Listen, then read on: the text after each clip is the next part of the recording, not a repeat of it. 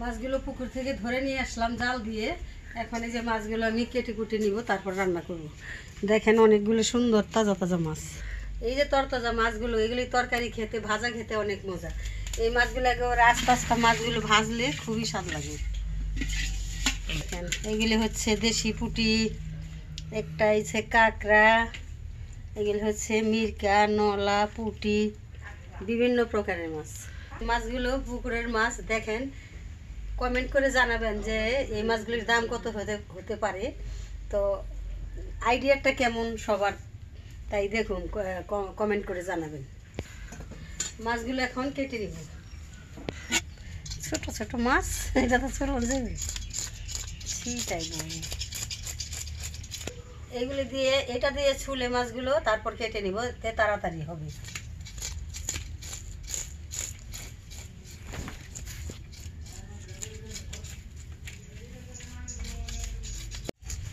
মাছগুলো পিছলে ছাই ছাড়া কোটা যায় না, এর জন্য ছাই নিলাম। আমি ছাই ছাড়াই বেশিরভাগ মাছ কাটি। দেখে দিই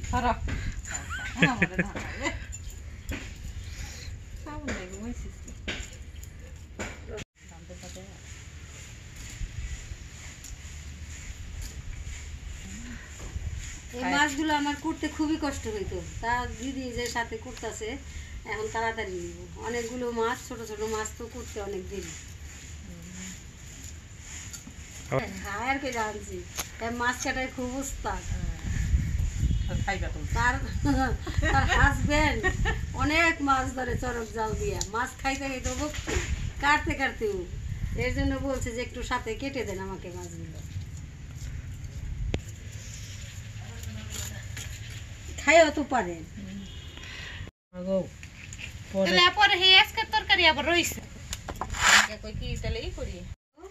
ভালো করে কুটে কেটে কুটে দিয়ে রেখেছি।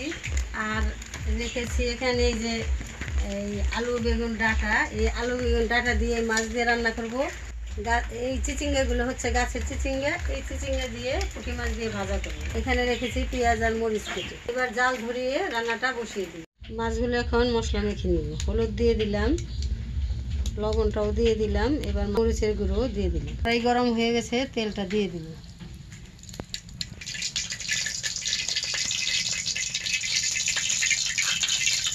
তেলটা গরম হয়ে গেছে, এই যে মাছগুলো দিয়ে দেবে। এই যে দেখেন বড় বড় মাছ।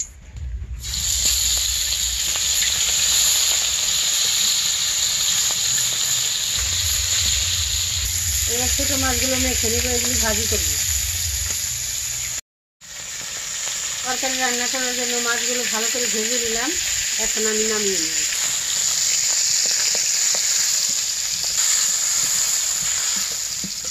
এই তেলের মধ্যে আমি এই যে ছোট ছোট পুঁটি মাছগুলো ভেজে নেব। এগুলো হচ্ছে দেশি পুঁটি, এগুলি ভাজা খেতে খুবই খুবই মজা। পুঁটি